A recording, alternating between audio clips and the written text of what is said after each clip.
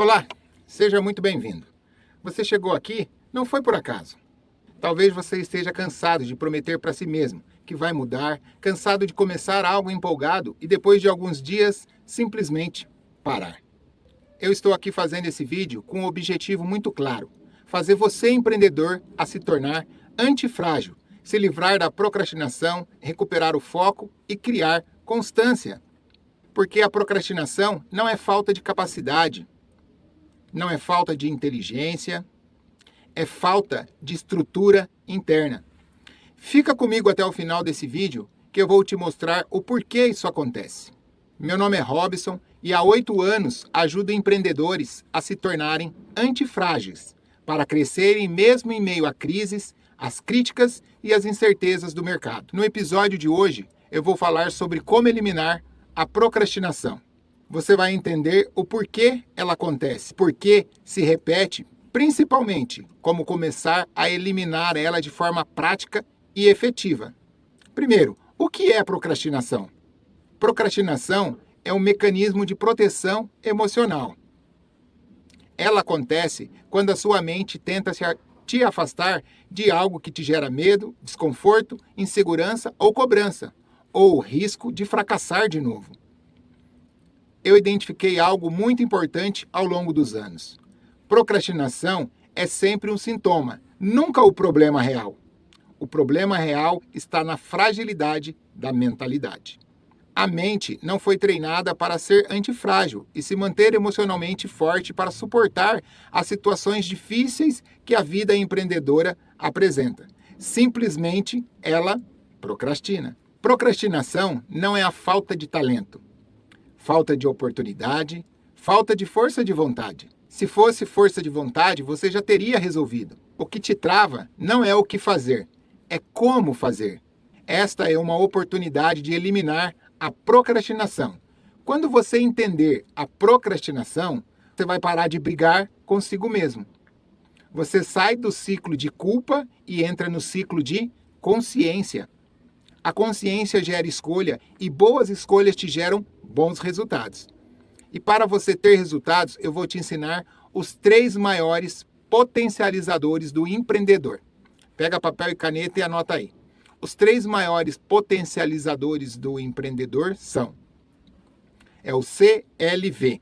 Eu nomeei de comunicação. Tudo começa pela comunicação. Comunicação não é falar bonito. Comunicação é transmitir o que está dentro de você para os seus resultados. A boa comunicação potencializa tudo. Quem não comunica não é compreendido.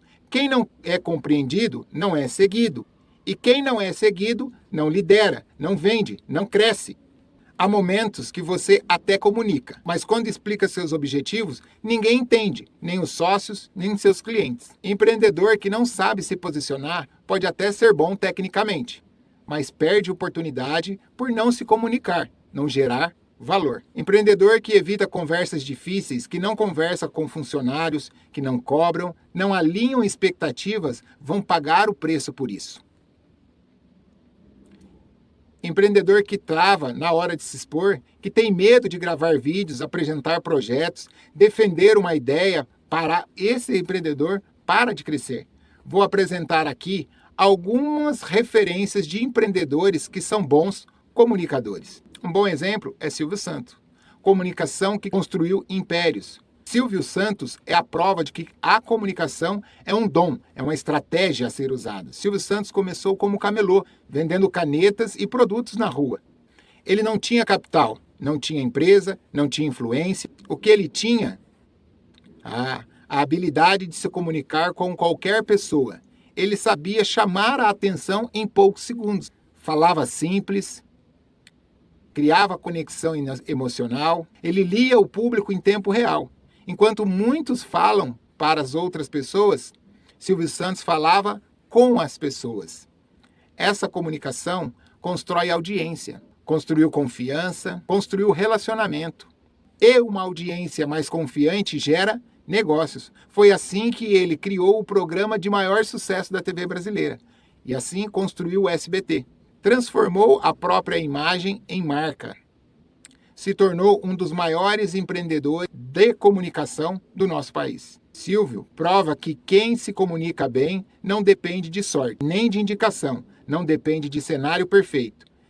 Quem se comunica bem, vende. Quem se comunica bem, vende, lidera, influencia, cresce mesmo mediante as crises. Comunicação foi o primeiro ativo que Silvio Santos desenvolveu. O dinheiro foi consequência da boa comunicação.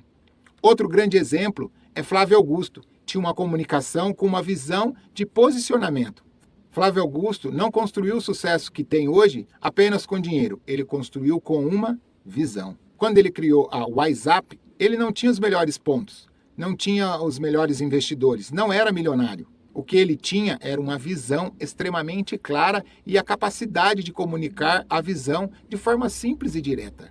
Enquanto outras escolas de inglês vendiam aulas, Flávio Augusto comunicava uma ideia poderosa: aprender inglês rápido para mudar de vida. Ele não falava de gramática, ele falava de oportunidade, de carreira, de ascensão social. Essa visão fez 3 coisas acontecerem ao mesmo tempo: atraiu clientes certos, engajou franqueados, criou um posicionamento único no mercado. E quando veio a crise, muitas empresas quebraram, mas Flávio Augusto soube comunicar decisão, direção, confiança. Ele não escondia a realidade, mas também não espalhava o medo.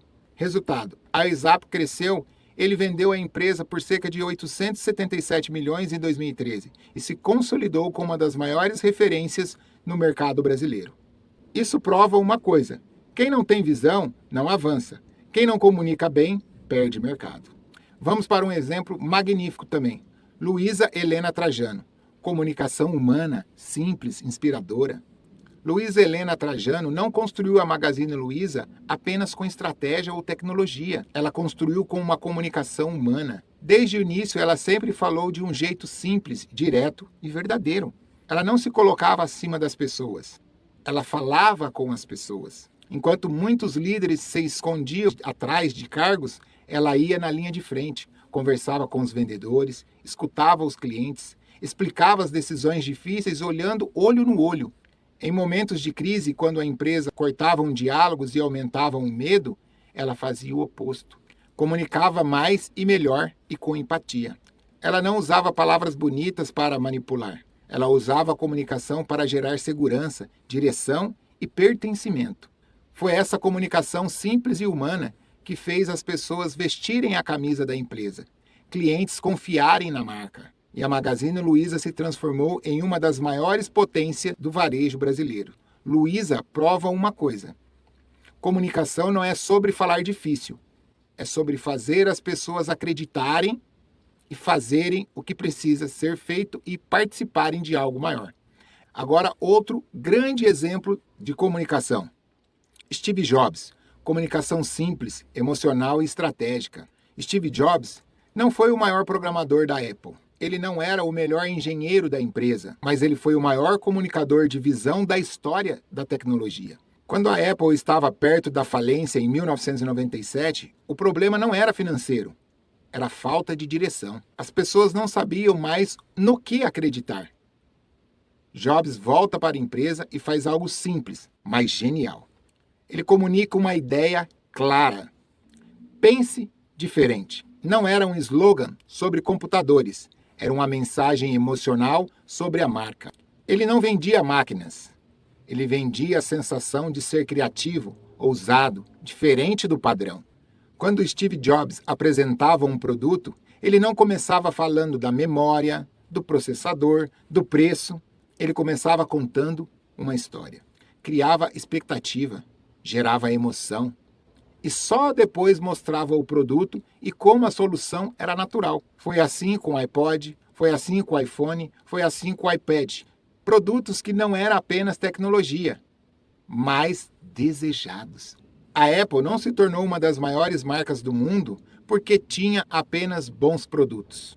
Ela se tornou gigante porque tinha uma comunicação simples, emocional e estratégica. Quem sabe comunicar a visão, o que fazia as pessoas entenderem, sentirem e acreditarem. Steve Jobs nos prova uma coisa: não precisa convencer as pessoas. Agora vamos falar de mais um grande comunicador, Tony Robbins, comunicação emocional que gera ação. Tony Robbins não ficou conhecido por saber mais teoria do que os outros. Ele ficou conhecido porque sabia tocar a emoção profunda e transformar isso em ação imediata. No início de sua carreira, Tony era apenas um jovem vendendo programas de desenvolvimento humano por telefone. O que fez a diferença não foi o produto, foi a forma como ele comunicava esperança, possibilidade e decisão. Enquanto muita gente fala para informar, Tony sempre falou para motivar as pessoas. Ele aprendeu a usar a sua voz, o corpo, o ritmo, as palavras e as perguntas certas para levar alguém de um estado de dúvida a um estado de decisão. Nos seus eventos, milhares de pessoas chegam travadas, inseguras, desacreditadas e saem decididas a mudar carreira, relacionamentos, saúde, negócios. Isso é comunicação emocional. Não é convencer com lógica. É gerar energia suficiente para a pessoa agir conscientemente. Foi assim que Tony Robbins construiu um império global. Treinou líderes mundiais, atletas de elite e bilionários. Ele prova que quem domina a comunicação emocional não apenas inspira, direciona comportamento, decisões e gera resultados. Quem não comunica não é ouvido, e quem não é ouvido não vende, e quem não vende está fadado ao fracasso. Agora vamos falar sobre liderança. A liderança começa primeiro em liderar você, depois liderar os outros. Eu digo que existem 3 L's da liderança. O primeiro L é o LM, o segundo é o LE e o segundo é o LP. LM é quando você lidera a si mesmo. Quando não é vencido pelos vícios, quando você consegue dizer não para um refrigerante, dizer não para um doce, não é dominado pela bebida, pelo cigarro, consegue acordar cedo para praticar atividade física. LE, quando você lidera as suas emoções, com certeza você já tomou uma decisão no calor da emoção e depois se arrependeu por isso. Liderar emoções não é sobre não sentir, é sobre não deixar a emoção decidir por você. Você pensa que líderes fortes são frios, mas não. Eles sentem medo, raiva, insegurança como você. A diferença é que eles sabem fazer com essas emoções, sabem reconhecer o que estão sentindo, pensam antes de agir. Agora eu vou te mostrar um exemplo de empreendedores que vivem sob pressão todos os dias, mas por serem antifrágeis, sabem liderar grandes negócios e fazem as melhores escolhas. O exemplo, Abílio Diniz, liderança com visão de longo prazo. Abílio Diniz foi um dos maiores exemplos de liderança e empreendedorismo do Brasil. Ele assumiu o grupo Pão de Açúcar ainda jovem, enfrentou crises enormes, inflação alta, concorrência internacional, disputa societária e mudanças profundas no mercado. O que diferenciou Abílio Diniz não foi sua estratégia financeira, foi a sua liderança. Ele construiu uma cultura forte, baseada em meritocracia e desenvolvimento de pessoas. Enquanto muitos líderes focavam apenas no lucro imediato, ele pensava em crescimento sustentável ao longo prazo. Abílio liderava pelo exemplo, cuidava da própria saúde física e mental, cobrava excelência, mas também investia na formação de líderes dentro da sua empresa. Mesmo nos momentos mais difíceis, ele não tomava decisões impulsivas, ele mantinha a visão e a direção. Esse tipo de liderança transformou o Pão de Açúcar em um dos maiores grupos varejistas da América Latina. Isso prova uma coisa: empresas fortes são reflexo de líderes fortes. Sem liderança que inspira, cresce sustentavelmente, não existe sobrevivência. Outro grande exemplo é Jorge Paulo Lemann. Liderança baseada em mérito e responsabilidade. Jorge Paulo Lemann construiu um dos maiores impérios empresariais do mundo. Não porque era o mais carismático, mas porque liderava com visão, mérito e responsabilidade externa. Quando ele assumiu a Ambev, a cultura era simples, mas exigente. Resultados importam. Mas comportamento importa ainda mais. A liderança de Lemann, ninguém crescia por cargo, crescia por entrega.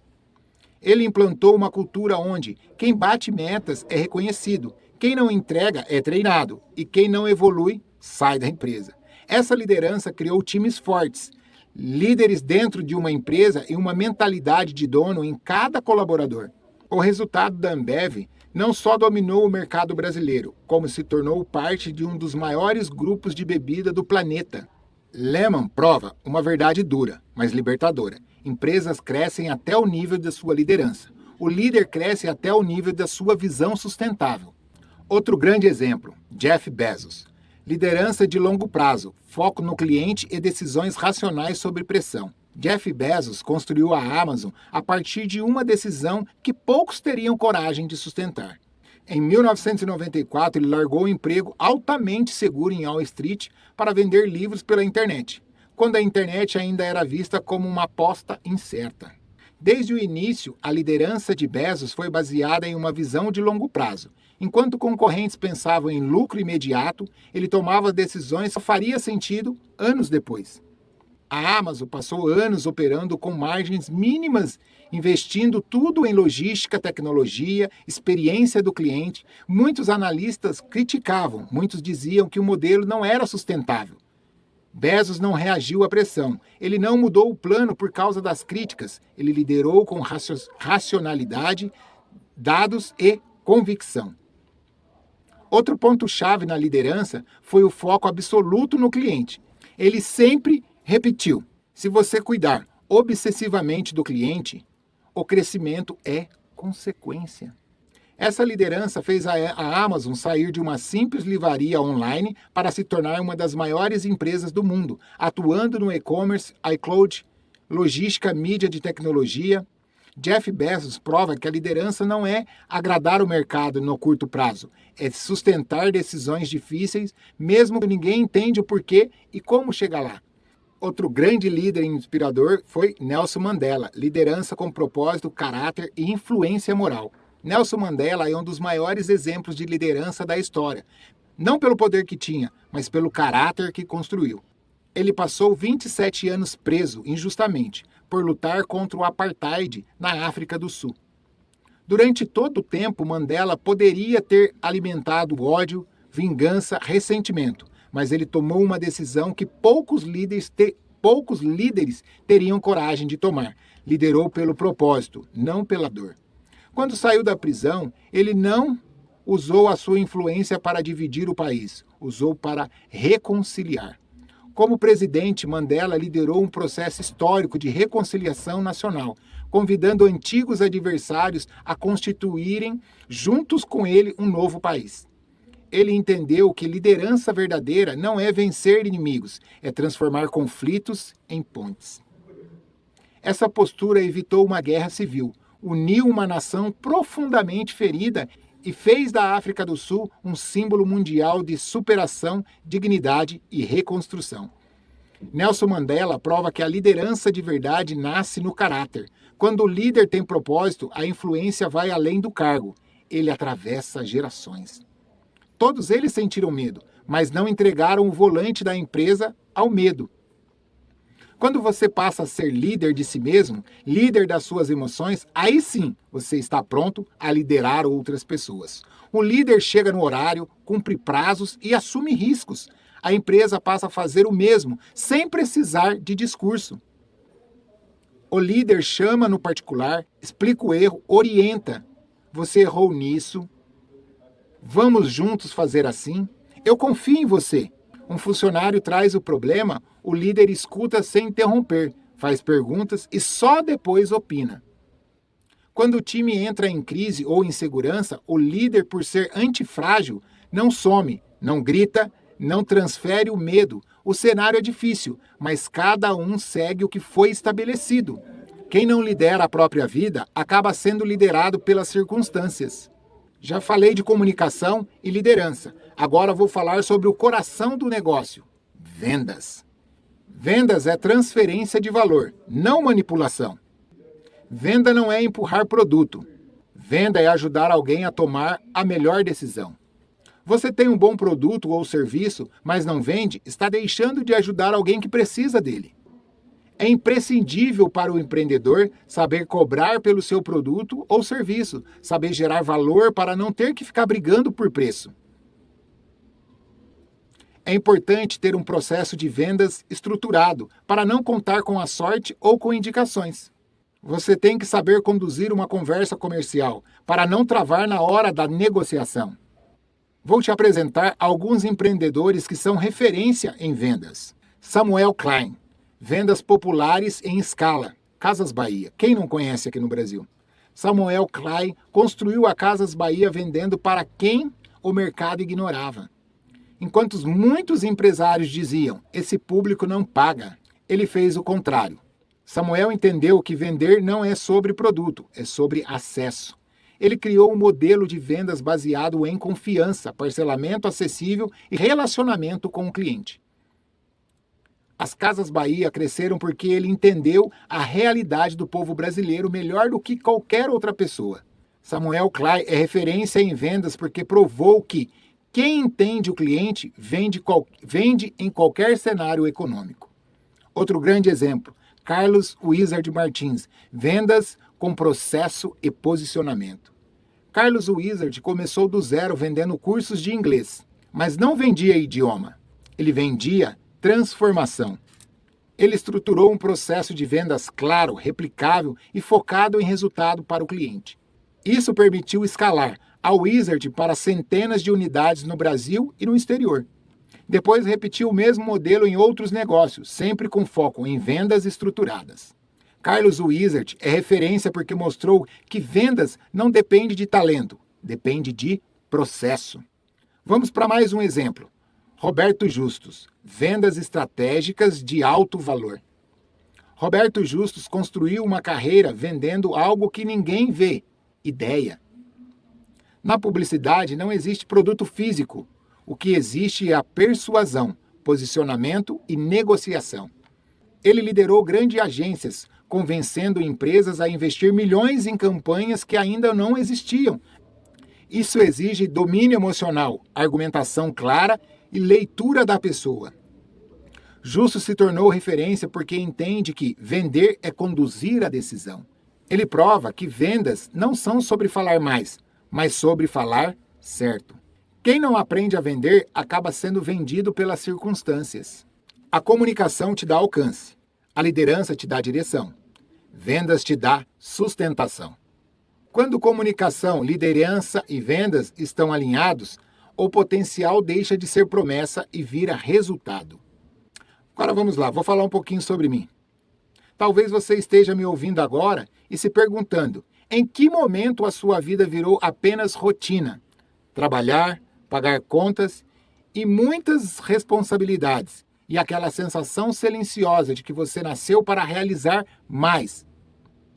Mas algo parece que está te travando. Eu conheço muito bem essa sensação. Porque muitos anos eu fui exatamente essa pessoa, uma vida no automático. Eu trabalhei como CLT por mais de 10 anos. Os principais anos foram 7 anos em venda no varejo e 3 anos no setor financeiro. Por fora parecia estabilidade, uma carteira assinada, salário, rotina organizada.